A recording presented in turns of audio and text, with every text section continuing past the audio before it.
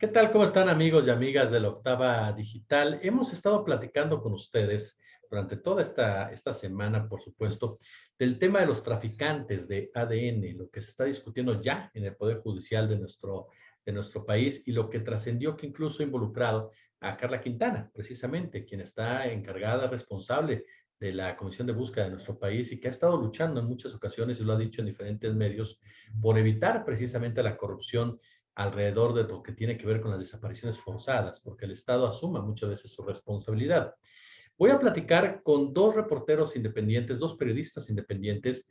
sobre este tema precisamente, traficantes de ADN, para entender todo el contexto de lo que se ha estado viviendo y las consecuencias de lo que dieron a conocer en estos trabajos, lo que han seguido dando a conocer con lo que se está discutiendo en el Poder Judicial y por qué. ¿Por qué de verdad tendría que ser, y no quiero sonar estridente, tendría que ser un escándalo para nuestro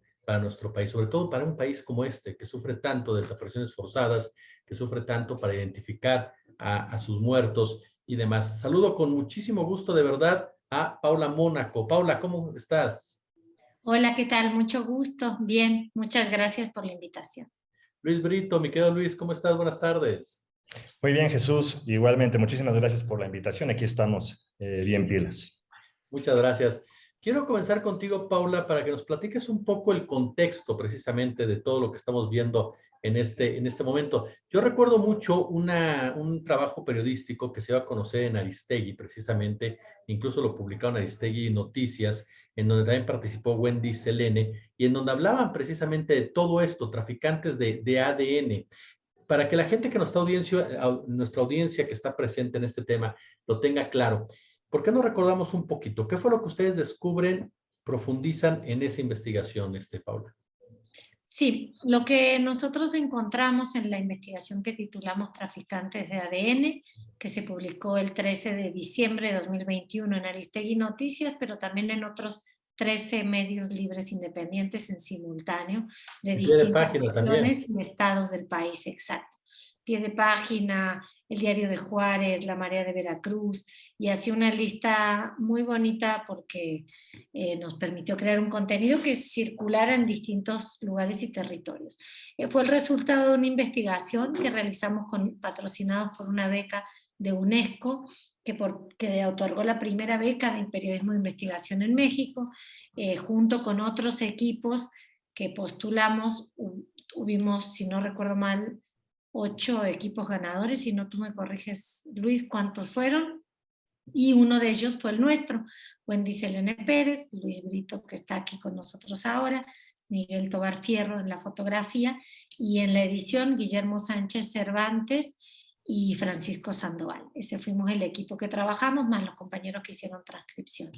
Fue una investigación en la cual nosotros descubrimos dos cosas. Uno,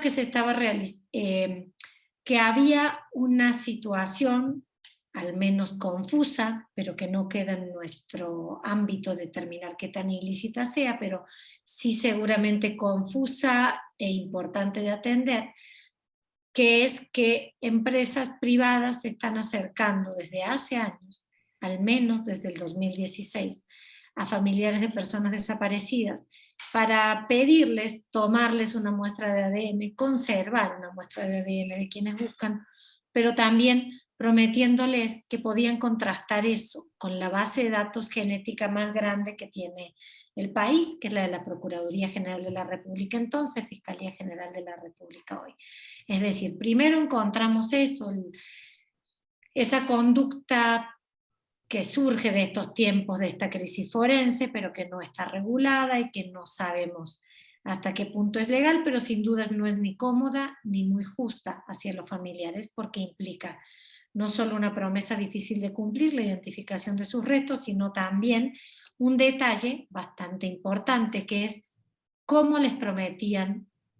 hacer ese match que diera la prueba de positivo entre los restos que tenía el Estado y las muestras que daban los familiares. ¿Por qué? Porque se supone que esa base de datos es secreta,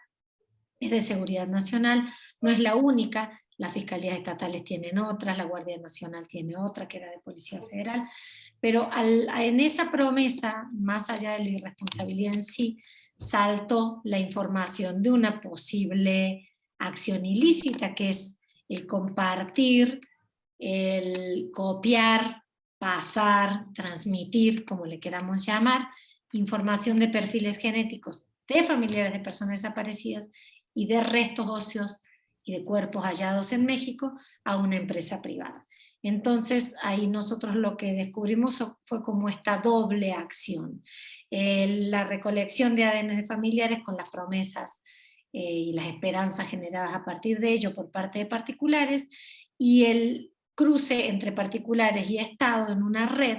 que ahí sí hablamos de conductas ilícitas porque diversas legislaciones del país lo prohíben, y en ese caso revelamos que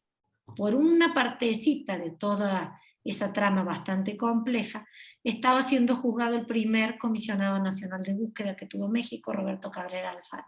Ese comisionado fue juzgado ya en una primera causa, resta otra, al menos una por ahora, aunque podría ampliarse esa lista, y en esa primera causa fue encontrado culpable del ejercicio indebido del servicio público, y en ese tema, que fue un juicio, que si bien fue un juicio oral y público, se realizó en los otros días, en la semana pasada en México. Quien estuvo presente fue Luis Brito, yo también, pero Luis siguió más las audiencias y me gustaría, creo que es él el indicado para contarnos qué ocurrió en ese juicio. Sí, va también el papel de este personaje, Luis, para irlo entendiendo, Roberto Cabrera. ¿Cómo se le vincula en toda esta trama, en donde a final de cuentas, pues de repente los datos de ADN, las muestras de ADN se convirtieron en un negocio? ¿Y cómo fue beneficiado este personaje? Sí, Jesús, justamente como lo sintetizó muy bien Paula, a partir de lo que nosotros hallamos para el reportaje, y que ciertamente el año pasado estaba ya un proceso penal en marcha con respecto de este exfuncionario, lo que en el juicio finalmente se presentó y se enjuició y se castigó. De toda esta trama que comentó Paula, lo que se enjuició y castigó fue que él entregó entre 45,000 y 50,000 perfiles genéticos de personas desaparecidas y de familiares a esta empresa. Esa es, digamos, el acto que se analizó, que se debatió la semana pasada ante el juez Delgadillo Padierna. Roberto Cabrera, un exfuncionario de larga trayectoria, hablamos de unos casi 20 años en instancias de seguridad, de la Procuraduría Capitalina, a inicios de los 2000, luego en Campeche, luego en la CONACE, luego en la Procuraduría General de la República, luego en la Comisión Nacional de Seguridad como coordinador general de estrategias, que es en este puesto en el que el 31 de mayo de 2017 proporcionó en sus oficinas esta información o parte de estos miles de perfiles genéticos, porque se habla de varias entregas y por lo menos esta una primera entrega ocurrió en esta fecha en sus propias oficinas de la Comisión Nacional de Seguridad, ahí en el poniente de la Ciudad de México, en la Avenida Constituyentes. El juicio, la acusación fue fue esta concretamente: usted en esta fecha entregó a una representante de la Compañía Central de ADN esta información, y además entregó un oficio, un memorándum membretado con los logotipos de la institución, con su firma en tinta azul, en la que señalaba, bueno, a grandes rasgos, te entrego esta información para que tú la incluyas, para que la empresa la incluya en una base de datos genéticos que había desarrollado esta empresa, y la consolides ahí y hagas confrontas. Entonces, el juicio, la semana, fue, por una parte, la Fiscalía General de la República presentando estos alegatos, presentó como pruebas este oficio, este memorando, lo pudimos ver ahí en las pantallas de la sala de audiencia, y además 3 personas de la misma compañía señalando si lo entregó. Además también, y esto es interesante, durante el juicio, bueno, pues testificaron la propia Comisionada Nacional de Búsqueda actual, Carla Quintana, y también el fiscal de FEATLE, de la Fiscalía General de la República, Sánchez, ¿no? Durante las distintas etapas. Los fiscales presentan esta acusación con estos testigos de la compañía, señalando, usted lo entregó. Por su parte, la defensa del exfuncionario lo que presentó fue un amplio testimonio propio, señalando que él no podía haberlo entregado porque pues él estaba en Culiacán, llevaba 2 días, para esa fecha llevaba él 2 días en Culiacán trabajando en las investigaciones del asesinato del periodista Javier Valdés, que él regresó por la tarde, y hace una cronología, ¿no? Muy abundante en sus palabras de que él no pisó las oficinas de la Comisión Nacional de Seguridad ese día, que él se fue a su casa porque estaba muy cansado, pidió de cenar, etcétera. Él presenta un testigo a su favor, a su cargo, que es un policía federal, que sigue siendo policía federal, ahora Guardia Nacional, que era entonces, cumplía las funciones de su chofer, y el chofer dijo, sí, yo lo llevé, etcétera, pero cayeron en contradicciones ambos, y eso fue algo que el juez consideró para señalar durante en su sentencia que, bueno, que él lo que había presentado, la teoría que él había presentado en su defensa era una mera coartada, que incluso había sido contradictoria y que no había sido corroborada. Y entonces, por esos aspectos, él lo encontró responsable, y dentro de la sentencia hay algo que es también muy interesante a resaltar. Si me permiten leer un parrafito muy breve para utilizar las palabras del juez, es que en la sentencia, ya por una orden judicial, por una orden de este juez, pues tienen que continuarse con las investigaciones de los demás relacionados con la transmisión y mal uso con fines comerciales y mercantilización de datos de seguridad nacional.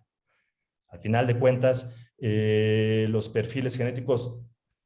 tienen esta importancia, esta trascendencia, esta sensibilidad y esta confidencialidad. Son datos de seguridad nacional, son datos que obran en investigaciones, Jesús. Hay un dato que me da mucho la atención, porque señalamos a este señor Roberto Cabrera, pero entiendo, y ustedes corríjanme por favor, que en la lista de accionistas de la empresa que contacta a lo que ya mencionabas, Paula, a los líderes de colectivos de búsqueda y demás, hay varios nombres y hasta de peso de la política nacional. Pues sí, dentro de la empresa central ADN SADCB, que tiene como nombre comercial ADN México, fue fundada en Morelia, Michoacán, y dentro de sus accionistas hay nombres y sobre todo apellidos que están, pues que resuenan con el presente y con los últimos años, apellidos de peso en la política nacional, pero además es una empresa que en poco tiempo aumenta mucho su capital. En 2013, cuando se constituye, se presenta con un capital de 100,000 pesos, y al 2021, cuando estuvimos en el registro de la propiedad del Estado de Michoacán, su capital era de 9.5 millones de pesos. Entre los nombres de quienes figuran dentro de la organización en el registro público, en el acta constitutiva y en varias de las asambleas, están Hugo Pablo Carlos Scherer Castillo, sobrino del consejero de la presidencia, pero también parte de su familia, otros tienen cargos menores dentro de la empresa. Otro accionista es Diego Ulibarri Gómez, médico veterinario especializado en caballos, que ha estado como entrenador de selecciones ecuestres de México. Está también el empresario michoacano Alfonso Fabriciano Gómez Sanz, que es de un apellido de peso no solo en Michoacán, sino también pariente de un apellido de peso en la alta sociedad española, los Reizábal. Y así varias personas, hubo algunos que estuvieron y dejaron de estar, personas que ocuparon cargos públicos en México. Entonces, bueno, es una trama compleja en la que tampoco quiero incurrir en errores en cómo mencionar a cada uno, porque podría significar un conflicto legal para nosotros, pero si se asoman a nuestro reportaje, que además de publicado en varios medios tiene un sitio propio que es traficantesdeadn.com, podrán ver nombres completos, pero además las actas constitutivas, la conformación de la empresa. Y sin duda lo que podemos decir es una empresa de un capital que era muy poco y que creció muy rápido, que tuvo contratos con fiscalías estatales, al menos con varias, por ejemplo el estado de Morelos, el estado de San Luis Potosí, el estado de Coahuila, que tuvo estos convenios que no tienen siquiera un nombre tan claro, con el entonces alto funcionario Roberto Cabrera Alfaro, por el cual ya fue sentenciado, pero también después con la Comisión Nacional de Búsqueda, todo indica, y también con la Procuraduría General de la República, con el Laboratorio de Biología Molecular. Y los documentos que nosotros tenemos, que están en nuestras manos, que obtuvimos vía transparencia y no por filtraciones, están en ese sitio web, que ojalá se puedan asomar a ver, porque es una trama compleja, pero al mismo tiempo muy simple. Hay cosas muy claras que son la información genética de México. Tenemos muchas dudas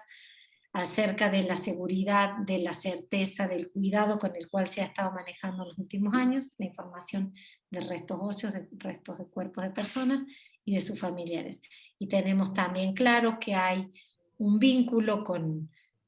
esta empresa Central ADN, que nosotros lo decíamos a partir de testimonios, a partir de documentos de nuestra investigación, y que en el juicio que transcurrió en los últimos días fueron los propios integrantes de la empresa Central ADN quienes confirmaron de viva voz ante el juez que tenían una relación, que les copiaron la información genética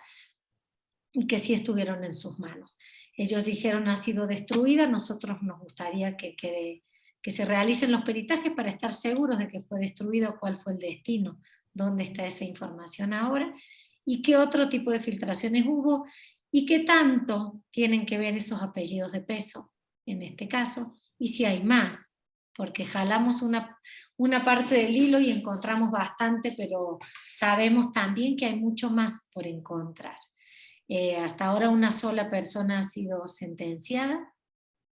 por el tráfico de estos cerca de 45.000 perfiles genéticos, como decía Luis,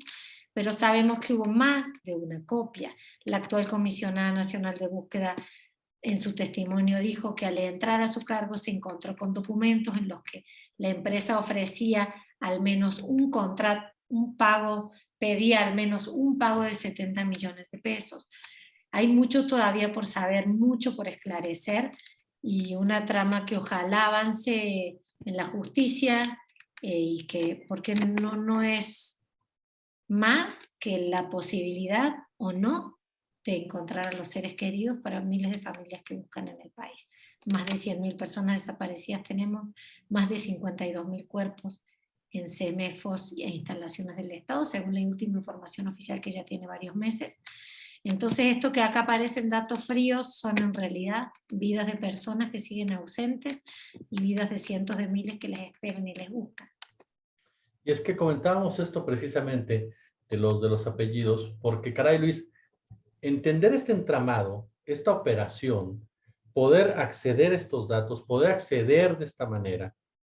¿a quién beneficia, a quién enriquece? Y te vuelves a topar con un sistema que genera una violencia, la violencia de Estado, que genera la desaparición forzada, la desaparición, porque hay una total impunidad en ese sentido, y que a final de cuentas, de una u otra manera, hay apellidos que ya los mencionábamos, el de Scherer y demás,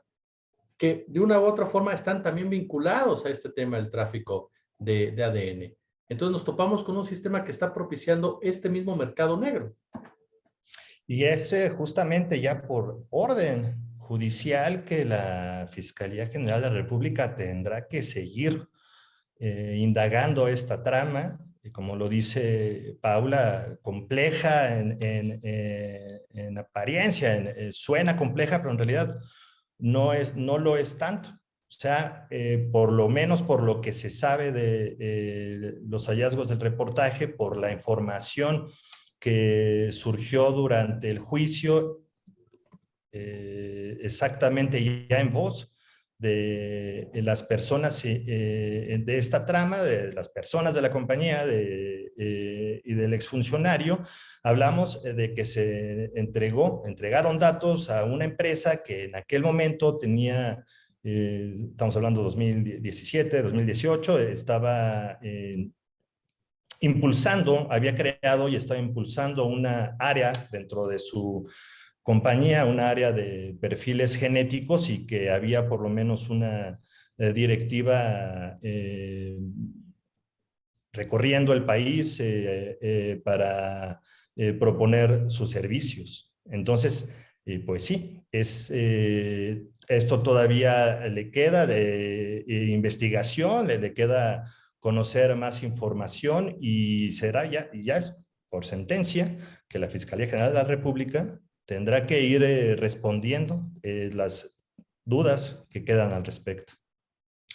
Yo de verdad quiero agradecerles a ambos su tiempo, su aportación, su generosidad con la Octava Digital, e invitar, por supuesto, a todas las personas que nos están viendo a que le echen un ojo a este trabajo que, como bien señalan, aparece en pie de página de mi adorada Daniela Pastrana, y aparte el sitio que ya describirían mi querida Paula, porque de verdad, insisto, es un tema que, caray, tendría que ser un escándalo en todos los sentidos, por cómo está diseñado, quiénes participan, cómo afecta y cómo daña, y lo mencionabas en varias ocasiones, Paula, a un país en donde hay miles y miles y miles y miles de desaparecidos que no sabemos qué pasó realmente con ellos, que no sabemos si están en las morgues, si no sabemos siquiera si están en los CEMEFOS, o sea, no tenemos realmente la certidumbre ni siquiera en dónde están los muertos de este país, los desaparecidos de este país. Mi querida Paula Mónaco, muchas gracias de verdad por acompañarnos. Gracias, Jesús, por la invitación, y a quienes se escuchan, y también estar atentos y seguir colaborando y participando con estos avances de investigación, porque fíjate que si bien el juicio ya existía, al menos salió a la luz pública por lo que publicamos nosotros y otros colegas periodistas, también lo publicaron después Lucía Flores y Germán Canseco en Proceso, pero creo yo que todo esto se hace posible y sigue avanzando cuando desde la sociedad hay señales, hay un compromiso. En nosotros confiaron y siguen confiando familiares que nos dan testimonio y otras personas que se van acercando, que sirva esta experiencia de que hay esta primera sentencia en la materia como muestra de que se puede lograr. Ojalá quienes tienen información nos la sigan acercando, nos sigan dando pistas para que nosotros busquemos y podamos documentar las injusticias que se viven, terminar la impunidad, resquebrajar la impunidad donde se pueda. Mi querido Luis Brito, de verdad, muchas gracias por estos minutos. ¿Y algo más que quieras agregar para cerrar? Coincido con lo que señaló Paula. Se tendrán que continuar con estas investigaciones por parte de la autoridad y también por parte de la sociedad y de los propios periodistas, seguir dándole un marcaje, estar atentos a esto, porque ciertamente, lo reitero, ¿no? O sea, de esta trama ya se enjuició y castigó a una de los protagonistas, a alguien que entregó información, pero falta también que se investigue más y se sepa y se lleve eventualmente ante tribunales con acusación a los que utilizaron esto para comercializar, para mercantilizar datos tan sensibles como los de los desaparecidos, en un país que atraviesa por una crisis de desapariciones y crisis forense. Ahí tiene usted, mis queridos radioescuchas y televidentes, gracias por acompañarnos, a los periodistas independientes Luis Brito y Paula Mónaco. Muchas gracias a ambos. Gracias, saludos.